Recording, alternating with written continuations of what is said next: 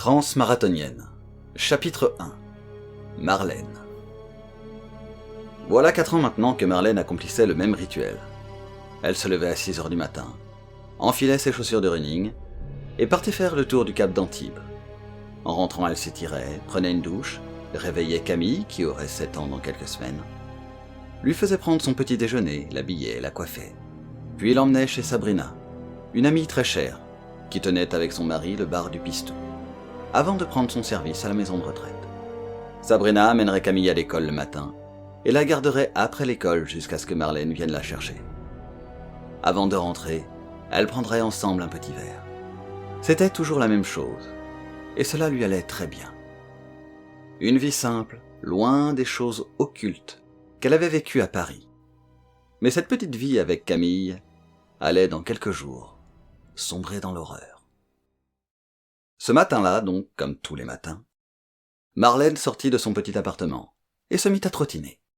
Petit pas au départ, pour mettre en marche la machine, sentir son rythme cardiaque qui s'ébranle et le souffle qui s'harmonise au diapason de ses foulées. Elle profiterait, comme à chaque fois, de ce moment qui lui permettrait de se recentrer sur elle-même. Elle parviendrait à faire le vide, à oublier un moment ce qui l'avait amenée jusqu'ici. Son autre vie, comme elle disait. C'était son rituel du matin. Elle courrait et ferait défiler les maisons de bord de mer, les palmiers, la plage, les pins, les rochers, le phare. Les gens qu'elle croiserait ne seraient plus que des êtres informels. Seul resterait conscient à son esprit le miroitement de la mer, le vol des mouettes, le cliquetis des câbles sur les mâts des bateaux, le bruit de ses pas et de sa respiration qui, de façon quasi hypnotique, l'emmènerait au plus profond de son être. C'était là, dans ce lieu unique, qu'elle trouvait la sérénité.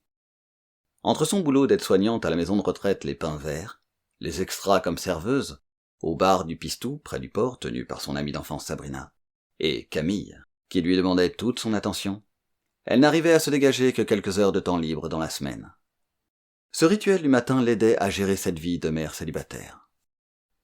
Elle avait découvert la course à pied en arrivant à Antibes. Quand on débarque dans une nouvelle région et que l'on est seul, il est bon de s'inscrire aux activités proposées par la mairie ou certaines associations, de participer aux événements tels que le carnaval ou Halloween. Bien sûr, pour se faire des connaissances, rien de tel que d'avoir un enfant qu'on emmène à l'école et qu'on vient rechercher le soir. Mais le travail de Marlène ne lui permettait que très rarement d'accompagner sa fille à l'école et d'être un visage connu des autres parents d'élèves. Pour prendre racine dans ce nouvel endroit, elle avait opté pour le sport. Quelques randonnées en groupe, l'arrière-pays est une pure merveille. Puis, sur les conseils d'une femme avec laquelle elle avait marché plusieurs fois, elle s'était mise à la course à pied. Et depuis, elle ne pouvait plus s'en passer. Les premières fois furent certes difficiles. Au début, elle était obligée de se concentrer sur un rythme mental. Sur les premières foulées, elle se disait « Inspire, inspire, inspire ». Puis sur les 4 suivantes, « Souffle, souffle, souffle, souffle ». Et ainsi de suite. Cela lui permettait de se concentrer sur elle-même, de faire le vide. Maintenant, elle n'avait plus besoin de s'imposer ce rythme mental. Elle l'adoptait sans même s'en rendre compte. Il était donc 6h15 du matin, et Marlène faisait rebondir ses pieds sur le trottoir qui longeait la voie ferrée. Son regard fixait un point invisible situé toujours à 3-4 mètres devant elle, comme pour la propulser en avant. La ville se réveillait en douceur. Elle emprunta le tunnel qui passait sous les rails, traversa la route, et continua le long d'un petit muret qui donnait sur la plage et une mer d'huile, si calme, si belle. Peu à peu, les endorphines firent leur effet. Marlène atteignit le second souffle. À partir de ce moment, son corps passait en mode automatique, et son esprit s'échappait. Dès lors, elle pouvait penser à tout et n'importe quoi. Son esprit survolait aussi bien les problèmes avec les pensionnaires de la maison de retraite, que le fil de l'histoire du dernier livre qu'elle lisait. Parfois, elle remontait dans son enfance et revivait des moments marquants. Elle pouvait imprimer un mouvement, une direction à ses pensées, un peu comme ces rêves que l'on fait lorsqu'on est sur le point de s'éveiller. Mais parfois, elle n'avait aucun contrôle dessus. Elle se laissait porter par son subconscient, devenant alors juste une spectatrice de son propre songe. Ce matin-là, lorsque son esprit s'envola dans un nouveau rêve éveillé, elle ne contrôlait rien. Au départ, elle ne distingua que des formes floues. Le rythme de ses pas berçait sa transe, et, petit à petit, une ruelle se dessina dans sa tête. Des bâtiments mal entretenus la surplombaient, et obscurcissaient cette ruelle. Cette vision se superposait au monde réel dans lequel ses jambes continuaient de la porter à un bon rythme cadencé. Elle avait l'impression de voir à travers les yeux de quelqu'un d'autre. C'était d'autant plus vrai que, avançant dans cette ruelle sombre, celle-ci et tout ce qui l'entourait tanguaient légèrement, comme ce qu'il se passe lorsque nous marchons. Notre corps se déporte de gauche à droite et de bas en haut, très légèrement. Notre vision se balance à ce rythme, mais notre cerveau doit probablement compenser et stabiliser ce que nous voyons. Si ce n'était pas le cas, il est fort à parier que nous aurions le mal de terre, comme on a le mal de mer. Elle continuait de courir le long du petit muret qui bordait une crique. Le muret s'arrêtait au niveau d'une propriété, et la route tournait sur la gauche en montant. Dans sa tête, elle continuait de progresser dans la ruelle. Une femme en porte-jartelle rouge et noire l'invitait à la suivre. Alors que ses jambes gravissaient la côte de l'Eden Rock, dans son songe, elle montait à la suite de la fille de joie, un vieil escalier en bois. Une fois arrivée sur le palier, la femme qui la précédait ouvrit une porte et alla s'allonger sur le lit miteux de la chambre. Était-ce l'effet de la côte ou celui du songe? Mais son cœur s'emballait, en proie à une émotion forte. Elle se vit fermer la porte et se retourner vers la prostituée. Elle avait toujours été le centre de ses rêves, de ses visions, de ses transes marathoniennes, comme elle aimait à les appeler. Et à aucun moment, il ne lui vint à l'esprit que les yeux à travers lesquels elle vivait cette transe pouvaient appartenir à quelqu'un d'autre. Elle y repenserait dans quelques jours. Dans ce songe, elle faisait 2 pas en direction de la fille de petite vertu qui s'était dévêtue et offrait ainsi l'origine du monde à sa vue. Quand soudain elle se jeta sur elle, avec un couteau de boucher qu'elle venait de sortir de sous son manteau. La pauvre hurla de douleur quand la lame pénétra sa chair. Mais une main, sa main, peut-être pas, avait bâillonné la bouche de la pauvre fille, tandis qu'avec l'autre, armée du long couteau, elle lui ouvrait le ventre qui se mit à vomir ses entrailles sur le lit. Les draps s'imbibèrent de rouge carmin. Les viscères glissèrent sur le côté, et une partie tomba sur le sol en bois avec un bruit mou et spongieux, tandis que le corps de la femme était parcouru de soubresauts. Marlène trébucha sur un caillou en atteignant le sommet de l'Eden Rock, et en bifurquant sur le petit chemin de terre qui menait au phare. L'horrible scène s'évapora, et elle reprit pleinement conscience de son corps, de sa course, et de l'endroit où elle était. Quelle horrible vision macabre! Cela ne lui était encore jamais arrivé. Jamais, du moins depuis... Son esprit fit une embardée vers son autre vie, celle d'avant Antibes, lorsqu'elle vivait à Paris. Là-bas, elle avait eu de telles visions. Là-bas, il y avait eu Dimitri. Cela faisait une éternité qu'elle n'avait pas pensé à son ex. Dimitri. Pourquoi pensait-elle à lui maintenant? Pourquoi cette vision? Un frisson la parcourut et elle s'arrêta, mains sur les hanches. Elle s'approcha du parapet, sous lequel en contrebas des rochers émergeaient d'une eau qui commençait très légèrement à onduler. Elle souffla agacée. Elle ne voulait pas penser à lui. Elle l'avait chassé de sa vie. Elle prit une profonde inspiration, releva la tête et souffla vers l'horizon, comme pour expulser au loin ses démons. Puis, quelque peu rassérénée, elle reprit sa course et réussit à finir son parcours dans le calme. Après une bonne douche, elle se prépara pour le travail, déposa Camille chez Sabrina, qui la trouva préoccupée mais sans le lui faire remarquer.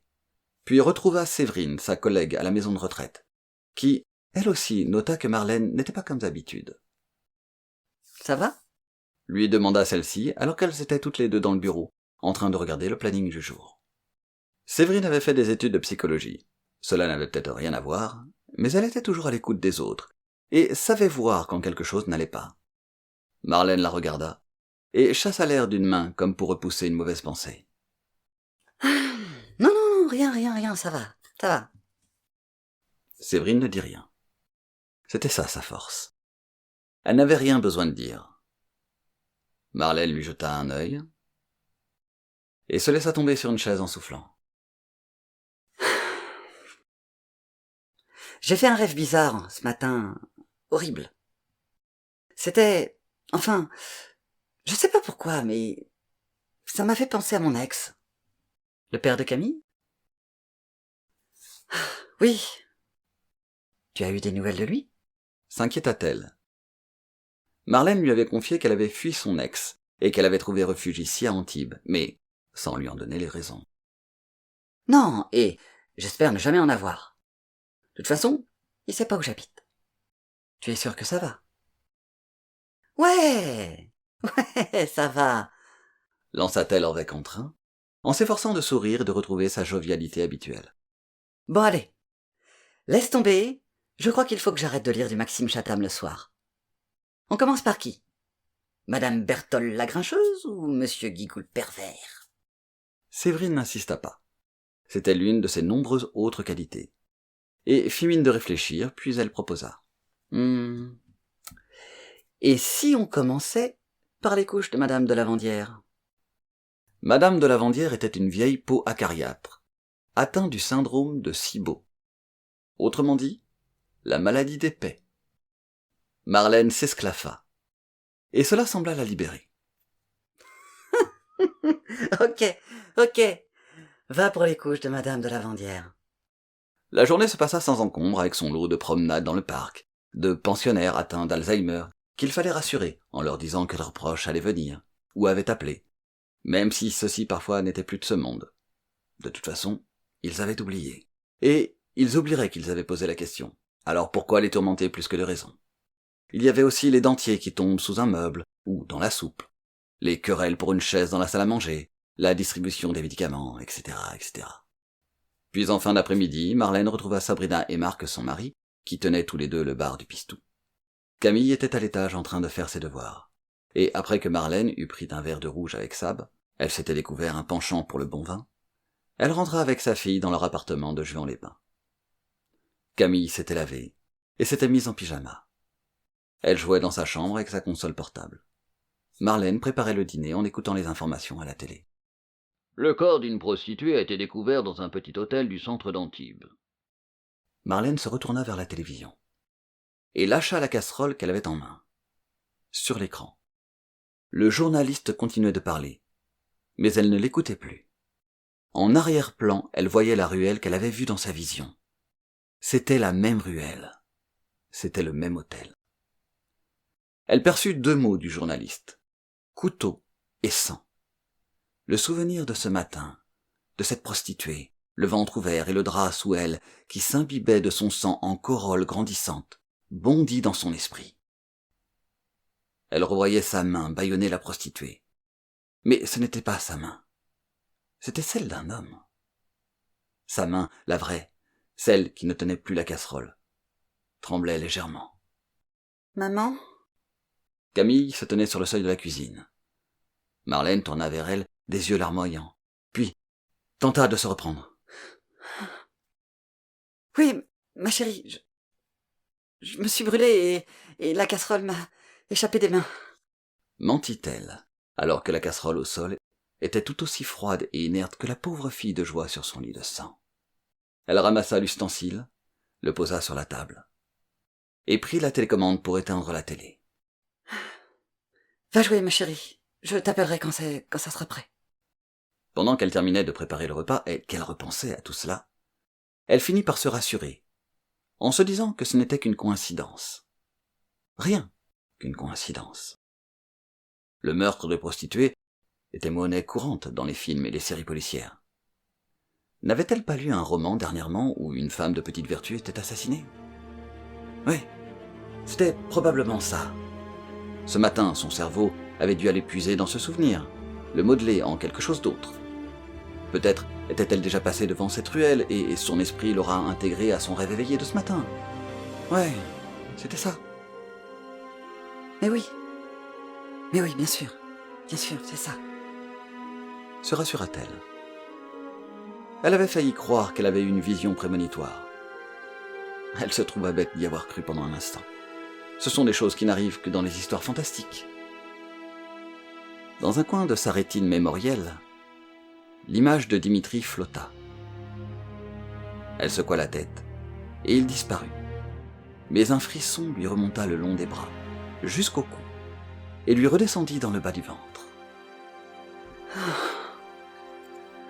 Non, rien qu'une coïncidence. Rien qu'une coïncidence.